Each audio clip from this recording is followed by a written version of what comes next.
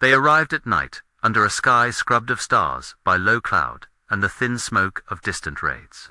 In a frosted field on November 20th, 1944, German sentries found an American fighter intact, its polished aluminum skin dinged, its propeller bent, but its frame whole, its instruments quiet. The scene was stranger than any wreck. A P-51 Mustang that had not burned, not been salvaged by retreating troops, but sat as if waiting to be opened and understood. Word moved quickly up command channels. Within hours the aircraft would be gone, shrouded, examined, and flown again in secret. What the Germans learned from that single machine would force an admission many in the Luftwaffe did not want to make. In the conditions of late 1944, the Mustang represented a different kind of threat. Lieutenant William T. Roach is reported to have been the pilot who brought the Mustang down forced to land. Taken prisoner, and leaving behind a plane that would be dissected by engineers and flown by the Luftwaffe's best test pilots. The serial number often associated with the capture appears in some accounts, but precise details of the aircraft's identity are marked as reported and remain indefinido in some records. What is not indefinido is the chain of events that followed: the aircraft's hurried transfer to a top-secret flight test center, the arrival of technicians and officers in convoy, the sealing of hangars, and the hush of classified stamps. The transfer destination was Recklinger Probungsstelle, Recklinger Luftwaffe's principal flight test center. There, a specialized evaluation unit referred to, in scattered documents and oral reports, by names like Circus Rosarius or Erprobungskommandos. The exact designation varies by source and is indefinido. In places, took custody of the Mustang. The mood in Rechlin was professional and terse. For engineers who had seen many Allied types in pieces and on the ground, an intact Mustang offered an opportunity to resolve questions that brief encounters over the front had left open. What secrets did this fighter carry that allowed it to appear and vanish on long-range escort missions, protecting American bombers deep into Germany? The scene in the hangar reads like a surgical operation. Panels removed. Cowling lifted. Mechanics in oil-streaked overalls leaned into the belly where the radiator lived. Pilots in leather jackets and engineers with clipboards circled, talking in short, matter-of-fact sentences. At the heart of their attention was the engine, a Packard-built Allison. No, the Mustang they examined carried a Packard-built Merlin engine, the British-designed Allison replacement that made all the difference. The particular Merlin in the Mustang combined a well-calibrated two-stage supercharger with careful tuning for high-altitude work. The result was not merely more horsepower, it was more usable power, where it mattered at the altitudes where escort and bomber combat were decided. Next to the engine, the ducted radiator assembly drew fascinated glances. The Mustang's radiator was not an afterthought. It had been integrated with attention to cooling efficiency and aerodynamic payoff. German engineers were already familiar with the Meredith effect on paper, the idea that properly designed radiator ducts could create a small amount of thrust at speed by recovering some of the energy normally lost to drag. What they found on the Mustang was a practical demonstration of that theory. A radiator installation that minimized drag while effectively cooling the engine, contributing to higher top speeds in a clean long-range airframe. The canopy invited another quick recognition. The bubble canopy on late-model Mustangs gave an almost panoramic field of view, removing the blind spots that plagued older designs with framed multi-pane enclosures. For pilots, visibility matters like armor. It is a sensory advantage that changes split-second decisions in a dogfight. Inside the fuselage and in auxiliary tanks, the Mustang carried fuel capacity arranged to give a range that had previously seemed beyond escort fighters. Internal tanks complemented by cleverly placed auxiliary cells that let pilots keep power on without constantly worrying about return range. The combination of engine, radiator, airframe, cleanliness, and fuel arrangement made the Mustang something different from a typical escort fighter-an airplane, built to travel with the bombers and stay with them where it counted. Test pilots at Rechlin did not simply read numbers, they flew. The comparison sorties that followed pit the Mustang against the backbone fighters of the Luftwaffe, the Messerschmitt Bf-109, and the Focke-Wulf FW-190. In controlled conditions, with experienced pilots at the controls, the Mustang's advantages became operationally obvious. At altitude above 20,000 feet, where bomber streams often cruised, the Mustang's Merlin retained power more effectively than many German piston engines. Its two-stage supercharger preserved boost, where single-stage or under-optimized units sputtered. What that meant in combat terms was sustained speed and climb at the altitudes, where bombers were most vulnerable to interception. Against the Bf-109, the Mustang showed better high-speed handling and sustained power on the deck of the bomber stream. The 109 could accelerate and climb aggressively in short bursts. The Mustang could keep its engine at effective power levels when the battle demanded endurance rather than explosive bursts. Against the FW-190, especially in the altitudes common to escort and bomber interception, the Mustang's combination of power and aerodynamic cleanliness gave it superior performance over long runs. Reports from the test flights and, here it is important to be precise about the source of the sentiment recorded, a professional humility among the German pilots.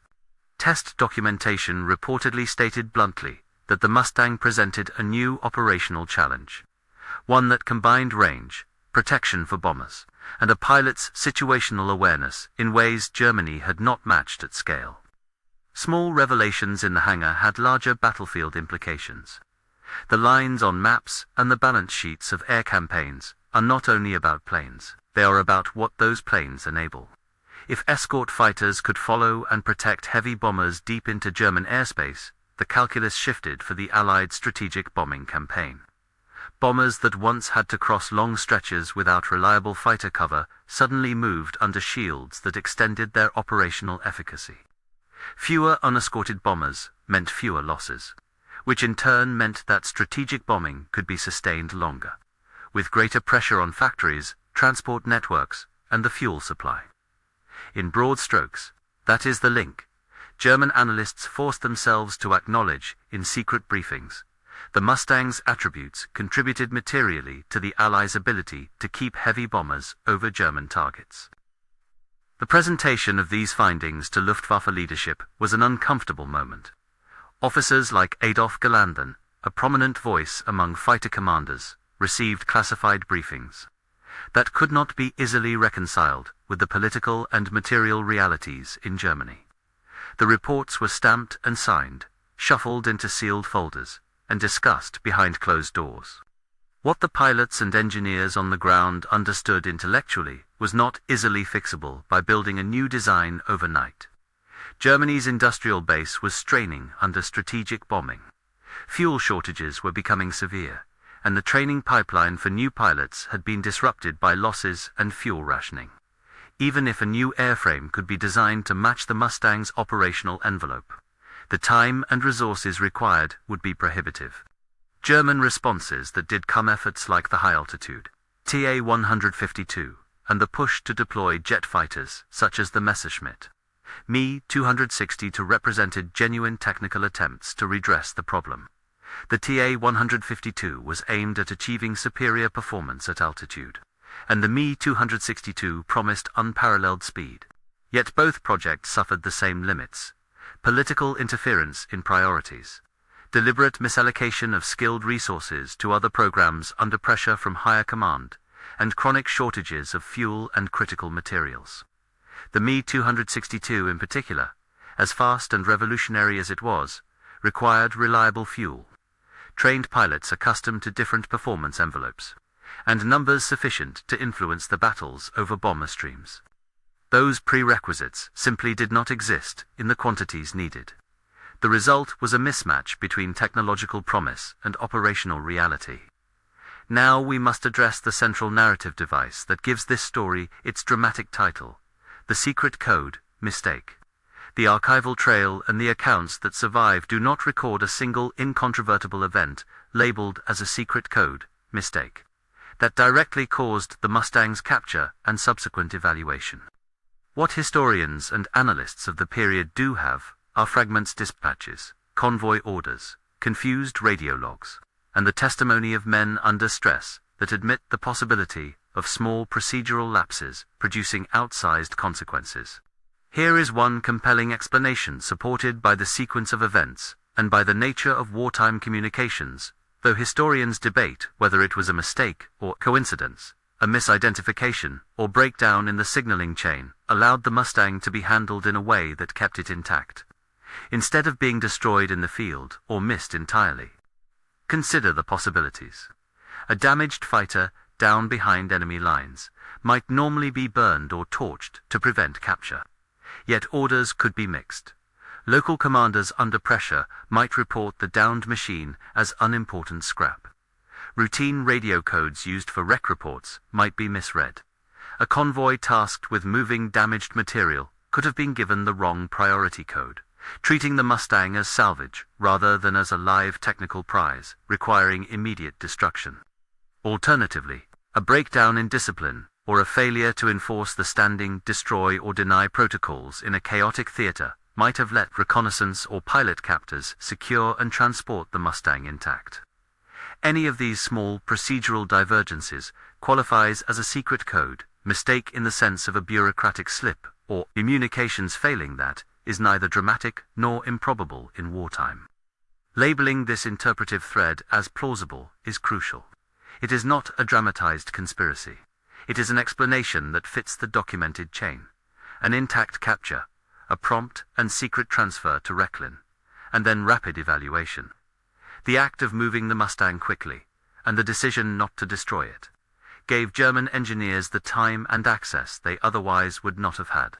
That access accelerated their understanding of the Mustang's capabilities. That understanding, in turn, influenced tactical assessments and internal priorities. But it is also important to underline the limits of inference. There is no single memo that states, "A code error caused this," nor a signed confession that an HQ clerk misguided a directive. We have instead a plausible narrative assembled from the way events unfolded, from gaps in the chain of custody, and from later German acknowledgments of the Mustang's operational impact. Whatever the precise mechanics of that mistake, procedural, communicative, or simply the fog of war, it produced a human reaction among German test pilots and engineers that was unvarnished and professional. Test reports from Rechlin, circulated among trusted circles, carry the tone of reluctant respect.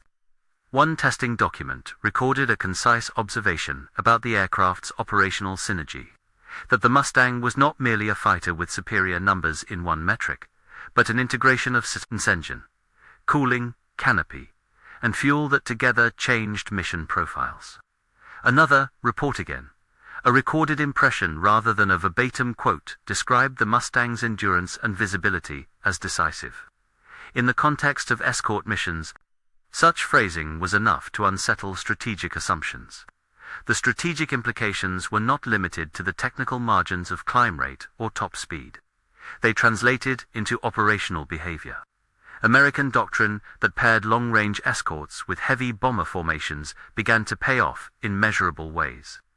Escort fighters that could arrive with the bombers and remain on station for the return leg forced German interceptors into riskier, more attritional tactics.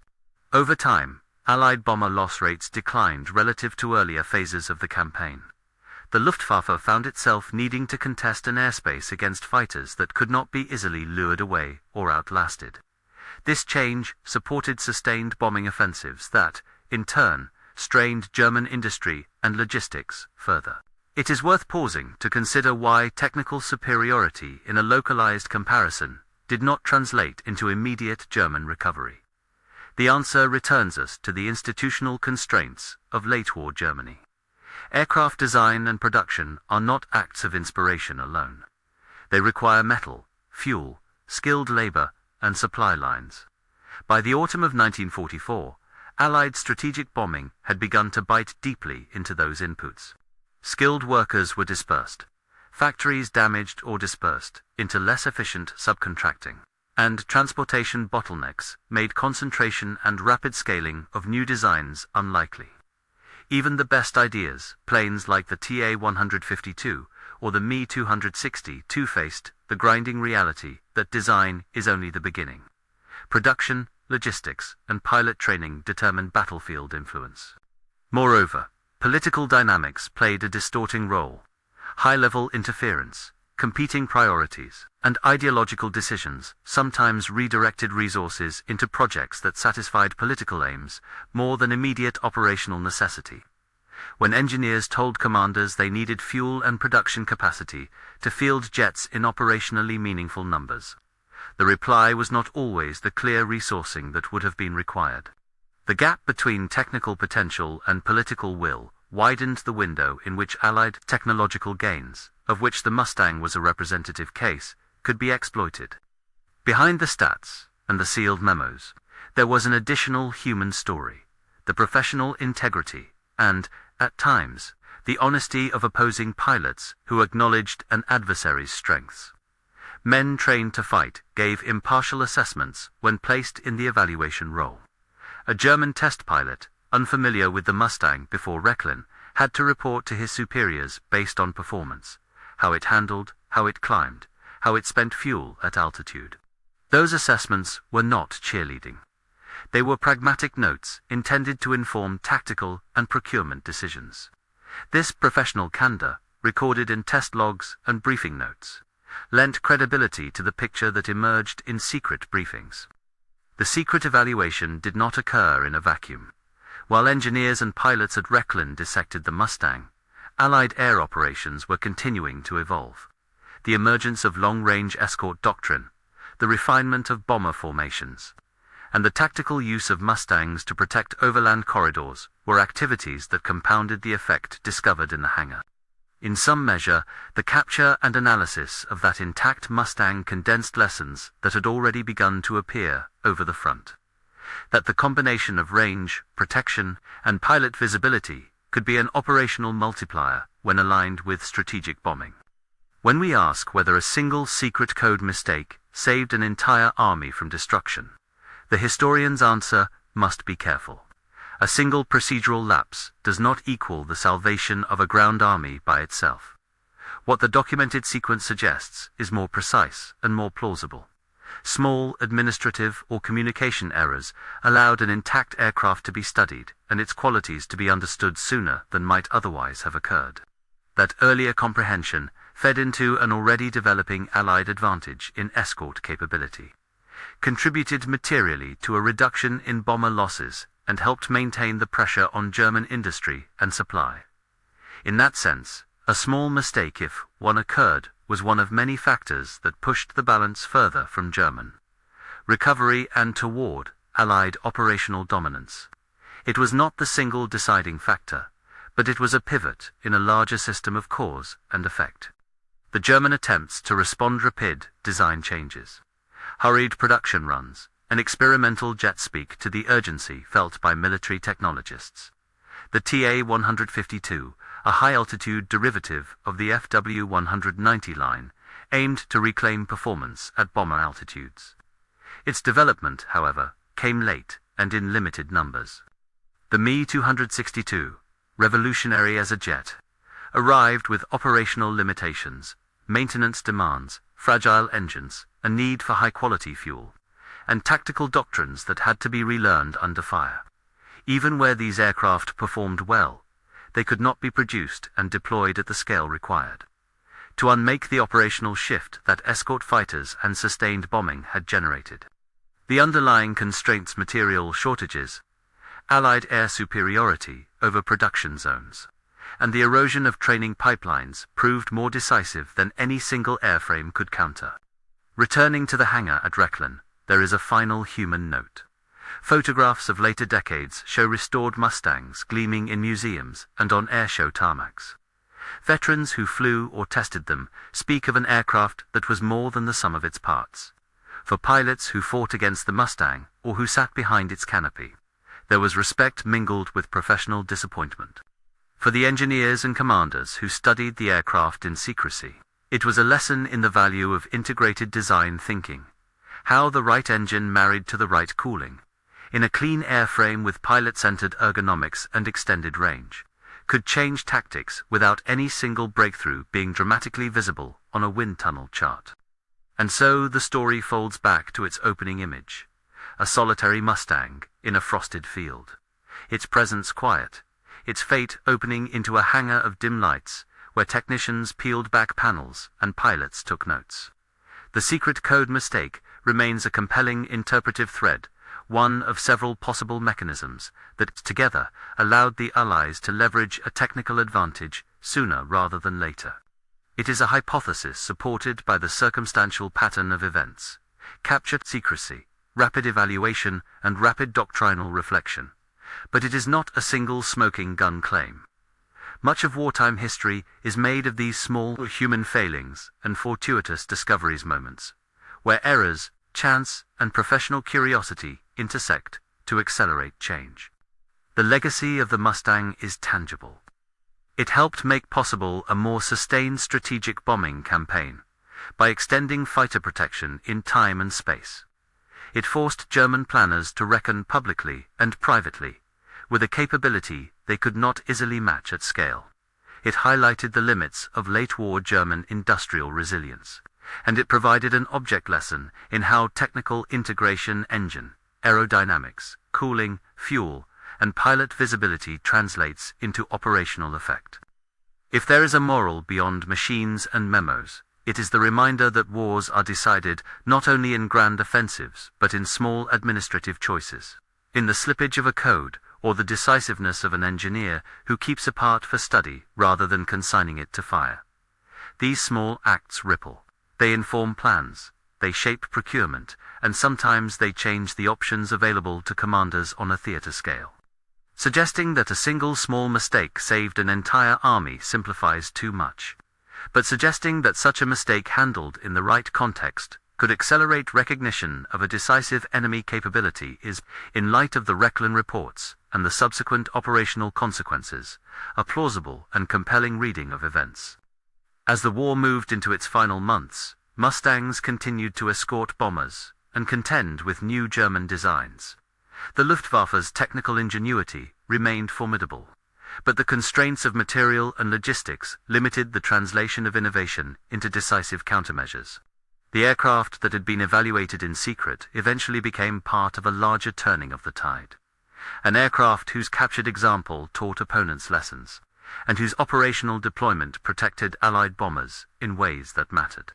In a small, dimly lit Rechlin hangar, a team of German engineers and test pilots documented something that would be summarized and circulated to those who could act on the information. Whether their access to that machine resulted from a secret code, mistake, from fortunate timing, or from the fog and friction of war, the outcome was the same. Knowledge was gained, and that knowledge altered assessments and, indirectly, operations. For students of warfare, the episode is a cautionary tale and an illustration. Technical surprises are rarely single moments of magic. They are the product of systems, and they can be amplified by the smallest of human errors. If this story has resonated with you, if the idea that a small procedural lapse can have outsized consequences in history captures your attention, consider subscribing for more deep dives into pivotal moments of aviation history. In the next episode, we'll examine the Me-262, a jet born too late and too scarce to overturn the strategic realities it confronted. For now, the image that lingers is of that cold field in November 1944, and the quiet, professional judgment of engineers and pilots who, faced with a new machine, had to admit what the numbers and the flights insisted upon. The battlefield had changed.